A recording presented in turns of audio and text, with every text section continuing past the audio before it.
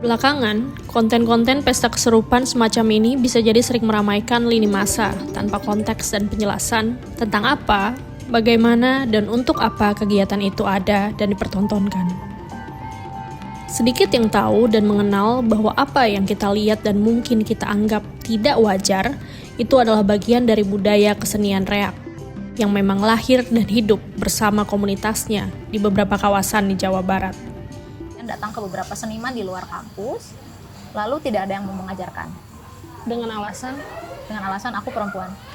Kesenian yang basicnya ritual pasti selalu berkaitan dengan diri, dengan Tuhan, dengan ekologi. Jangan sampai nilai-nilai kebaikan ini bisa meredup karena citra tertentu gitu, yang dipublikasi oleh sebuah konten gitu. Apakah kesenian ini hanya tentang mistis yang dijadikan hiburan tanpa makna? Berkunjung ke wilayah Bandung Timur, tempat di mana kesenian ini masih bernafas hingga sekarang. Saya, Tiara Dianita, akan menilik lebih jauh tentang seni reak.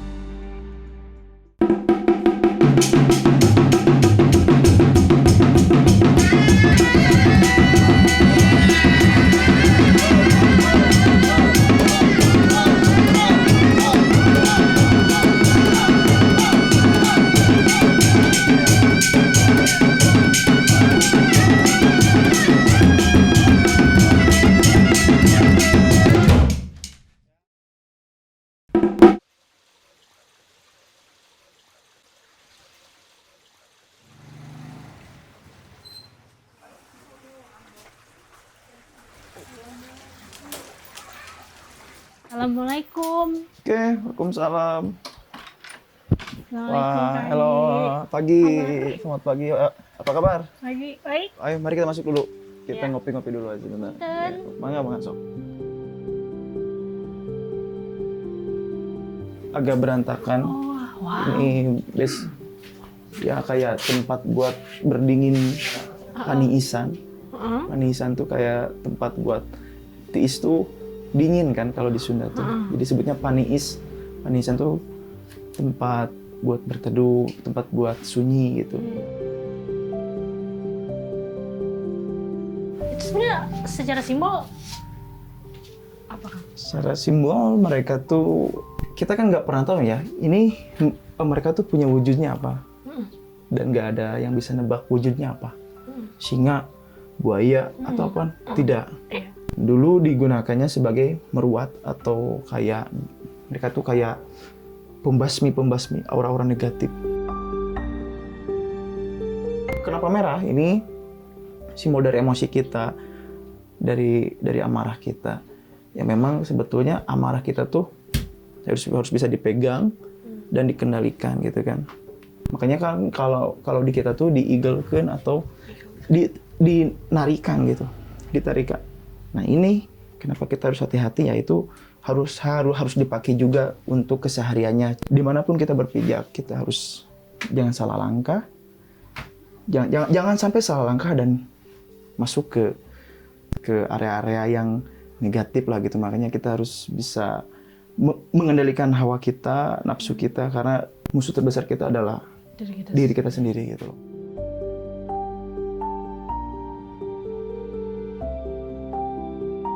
Kalau ini pehul. Kenapa pehul? Karena dia peot hulu. Peot hulu. Ya. Dia yang paling ramping secara pipi gitu kan. Ini namanya baron. Si baron ini yang paling berat dan yang paling wibawanya paling besar dalam. Sorry. Jadi dia yang paling ini ya, paling berwibawa mungkin di antara yang lain. Nah, ini baron yang belum dibuka, yang aku ceritain dari Cirebon. Iya. Yang aku nyebutnya Mbah Cirebon. Karena dia belum punya nama. Dari sananya juga dia nggak dikasih nama. Tapi sudah berapa ratus? 200 tahun. 6 generasi yang pegangnya. Wow. Satu generasinya pun dia tuh kayak nggak tahu asal muasalnya dari mana sih, yang buatnya siapa. dari mananya, terus kayu apa, nggak ada yang tahu sampai sekarang. Bakalnya barongan-barongan di Bandung itu ini yang paling sepuhnya gitu.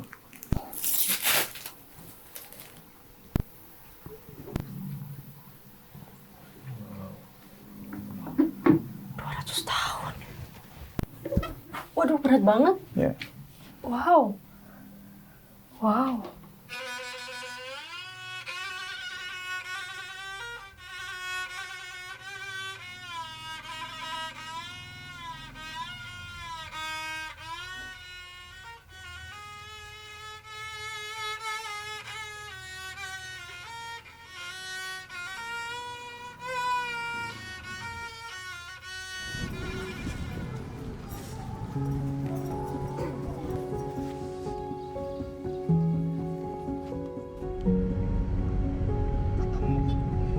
Kalau dapat info-info reak itu ada di mana tuh gimana Kang? Tapi caranya? Ada beberapa konten kreator yang memang mereka rajin juga buat ngumpulin itu. Terus memang kadang masyarakat juga tiba-tiba kayak nulis gitu, nulis. Ya, jadi misalkan si konten kreator teh info hari ini, tiba-tiba kebanyakan komen, ntar sama dia diarsipkan lagi, terus diupload kayak gitu. Oh iya, sekarang udah lewat sosmed ya benar. Lewat sosmed juga.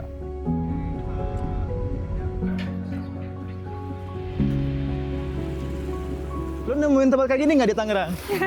Hah? Enggak lah, juga apalagi ya? view-nya Bandung. Bersama Kang Anggi, salah satu pegiat reak, kami diajak berkunjung ke sebuah lokasi syukuran ulang tahun anak yang dirayakan bersama warga sekitar.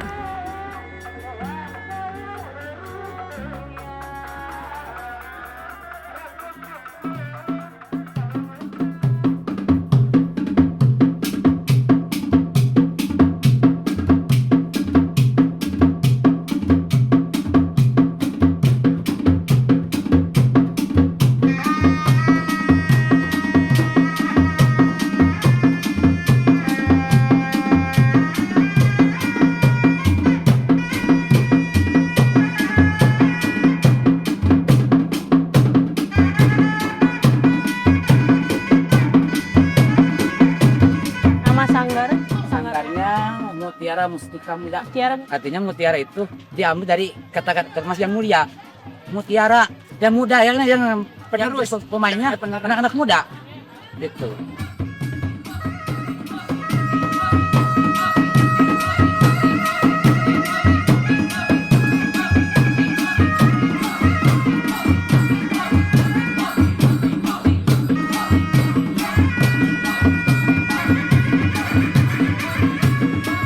Kan sebagai anak muda kayak banyak hal-hal baru gitu. Iya, iya. Tapi kenapa mau melanjutkan abah-abahnya? Ya dikarenakan kan seni itu warisan para leluhur yang harus kita lanjutkan dan harus kita kembangkan lagi.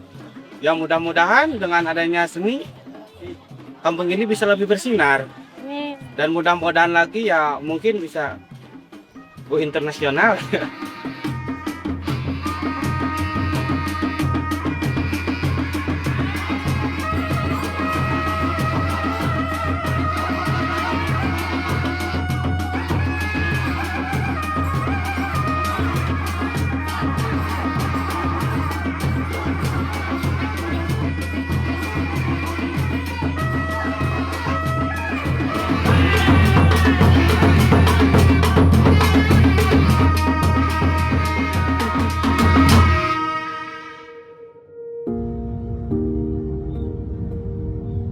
kami berpindah lokasi ke titik pertunjukan lain.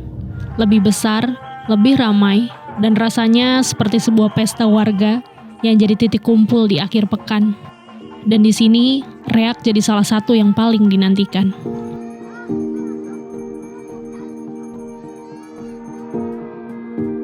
Kalian tahu seni reak nggak? Tahu. Yang kalian tahu tuh apa? Benjang. Itu kayak seperti apa ya, kalau bahasanya mah cuman pakai alat dog doang sama kecrek beduk aja. Jadi Ada yang kayak kesurupan-kesurupan gitu? ada. Kalau itu kalian ngelihatnya kayak gimana?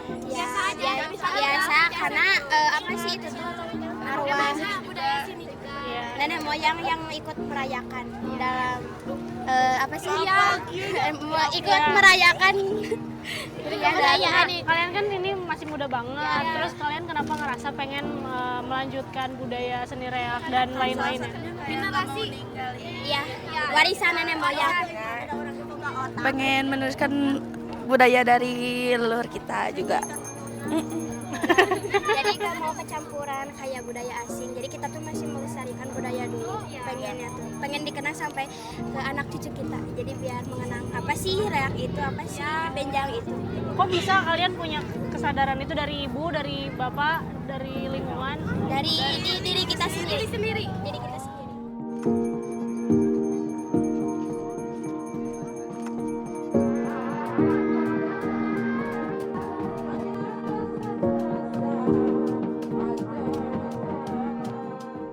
Tiap-tiap daerah punya kelompoknya, punya gengnya, dan mereka tuh kayak udah di briefing bahwa kamu harus menarinya harus gini, bla bla bla bla bla.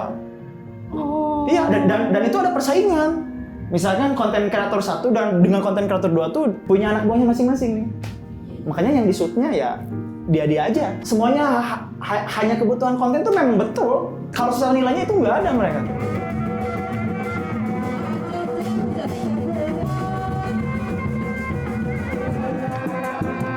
Adapun beberapa konten kreator pernah dibuat satu diskusi gitu, tapi mereka tuh nggak pernah datang. Urusan kualitas manusia itu tidak diukur dari algoritma medsos, enggak.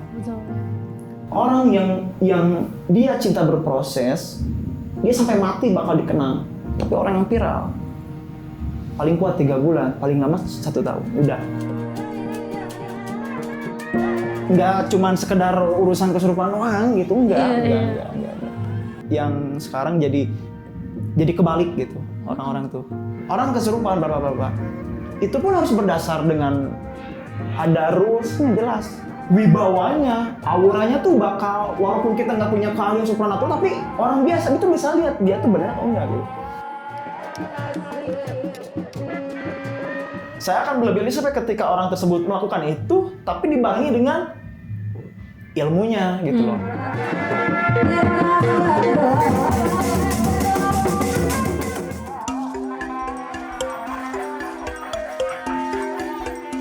Kok bisa mengumpulkan massa sebegitu banyak? Mulai jadi habit tuh. Mungkin sudah mulai menjadi habitnya. Pertama memang kelompok ini very famous. Oh ya. Ya, kelompok yang memang tiap hari latihan rutin gitu loh. Ya kan? Berarti benar yang dinamakan proses tidak mengkhianati hasil itu benar. Mereka contohnya bisa konsisten, bisa menghidupi semua anggotanya. Bahkan gajian pun mereka udah bulanan gitu loh. Gajinya bulanan? Bulanan, minimal 10 juta. Tanpa transport. Belum transport, makan, dan lain-lain gitu. Selama saya masih hidup ya saya sampai sekarang masih terus berinovasi gitu kan. Lawannya lewat karya aja gitu. Itu mungkin akan lebih bernilai gitu kan. Makanya dilawan lah dengan adanya Puspa Karima gitu.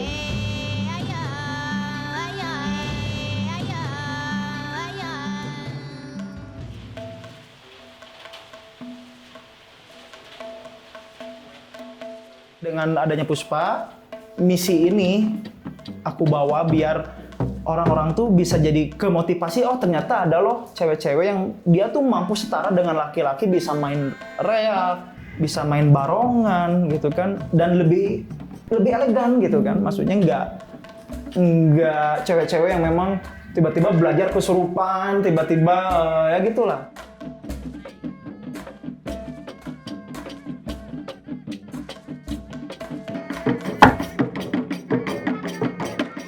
Tahun 2012 itu kan aku masuk ke kuliah. Kuliah tuh aku tidak secara spesifik sebagai seniman, bukan berasal dari keluarga seniman juga, tapi karena hidup di Kabupaten Sumedang memang lekat dengan kebudayaan. Aku tahu dari kecil ada ritual, ada sesajen, ada upacara ritual, ada alat musik tradisional Sunda yang begitu kaya. Jadi aku tahu bagaimana kesenian Sunda dan kebudayaan Sunda secara umum yang aku lihat sejak lahir hingga sebelum kuliah itu. Di mana kesenian Sunda dan kebudayaan Sunda itu memang sangat egaliter. Artinya kebudayaan Sunda memandang perempuan dan laki-laki itu tidak ada bedanya. Kami tidak pernah membeda-bedakan seseorang berdasarkan latar belakang gendernya gitu.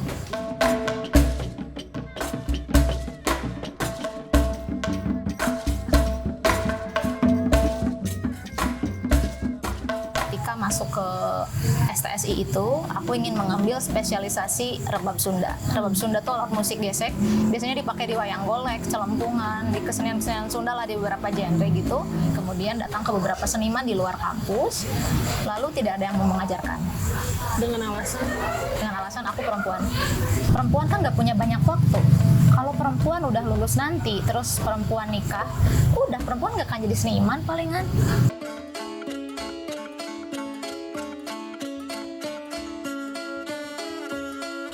Sebelum Pustaka Lima berdiri, saya bertemu dengan seorang maestro rebab Sunda. Beliau laki-laki, namanya Pak Caca Sopandi. Bunga, saya bisa bantu kamu dengan melatih kamu sebaik mungkin. Saya akan bikin kamu jadi pemain rebab yang bagus sampai lulus di sini. Kita latihan dari jam 4 subuh, setiap hari selama 4 tahun. Wow, sampai masuk kuliah jam 8 pagi, dilanjut lagi malam hari. Terakhir di kuliahan ada resital rebab Sunda yang datangnya itu sampai segedung pertunjukan penuh. Banyak seniman dari berbagai kalangan, dari mulai yang memang mendukung sampai yang memang biasanya mencerta selama 4 tahun ini, banyak kan yang mencerca. Semuanya pada datang dan ingin membuktikan. Kita lihat kegagalannya, pasti perempuan nggak bisa gitu. Akhirnya lulus tapi dengan nilai sempurna.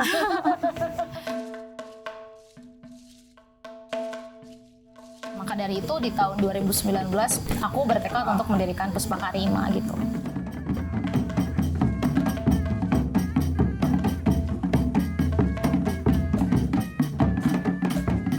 Pustaka Rima itu yayasan, kita tuh bergerak di bidang pemberdayaan perempuan dan pemajuan kebudayaan gitu. Dari tahun 2019, awalnya hanya aku, didukung oleh suamiku, lalu kemudian aku mengajak rekan-rekan yang lain yang memang juga sepaham dan memiliki visi misi dan mimpi yang sama untuk membuat kesenian Sunda kembali egaliter.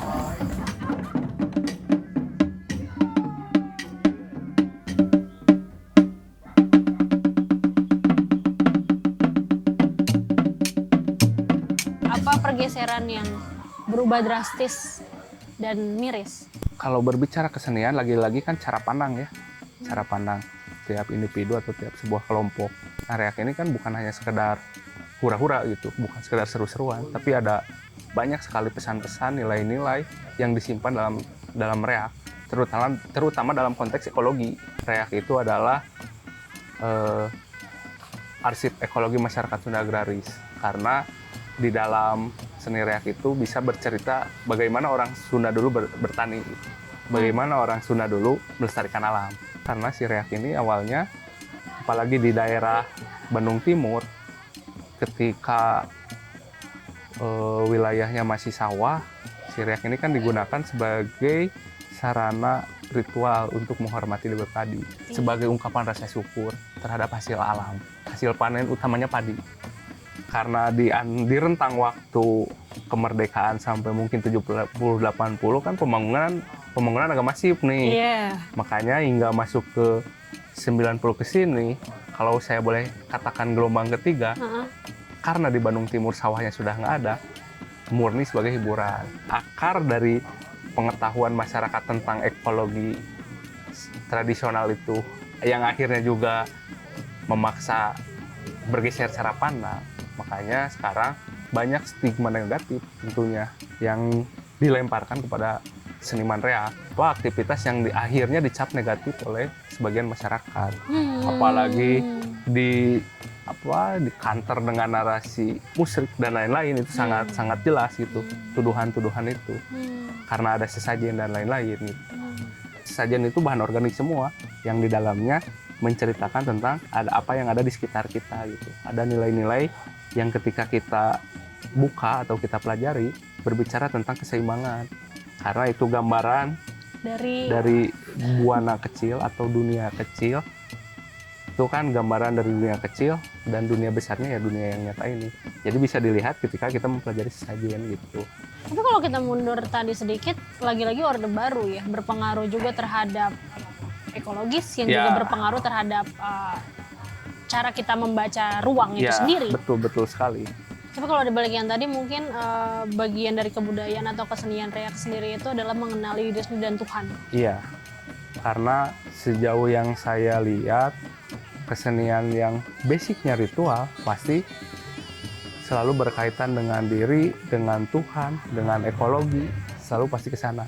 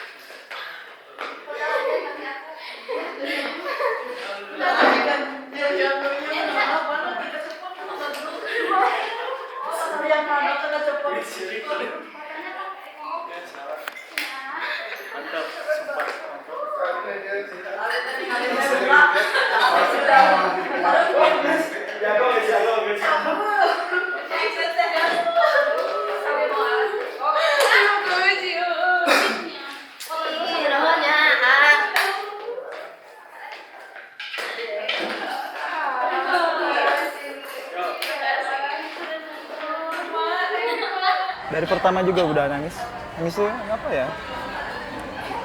Kan ada tuh waktu pembukaan tuh kita tuh masukin lagunya tuh sakral banget. Pas pertama banget itu tuh langsung merinding kayak apa? Kayak ngerasain ada leluhur gitu. Terus jadi keinget rasa sakit hati aku dan perjuangan melestarikan kesenian ini gitu. Terus bangga kepada mereka gitu yang tiba-tiba berani gitu kan bawa reak. Iya. Jadi dari awal tuh udah ngerasain feel itu. Bangga gitu aku ke mereka. Gak sia-sia gitu perjuangan dari pertama berprosesnya gitu kan. Barangkali mau dipoto sama Barong tuh. Guys, Ada yang mau foto nggak? belum dilipat kalau mau foto. Oh mau sih, mau. Oh, boleh sob. Ya beresin nih ya. Yuk. Maju dikit, maju bentar. Terus agak di Berjalannya waktu, pergeseran makna memang sulit dihindari. Tapi satu hal yang jelas, reak bukan sekedar tontonan kesurupan massal. Bukan juga hiburan mistis tanpa konteks yang cuma dijadikan konten oleh sebagian orang. Reak adalah seni tentang bagaimana alam, tradisi, dan manusia bisa saling menyampaikan pesan. Dan semua ini bukan soal siapa yang salah menilai, tapi bagaimana reak harus bisa dikenali, dan bagaimana reak bisa diperkenalkan kembali.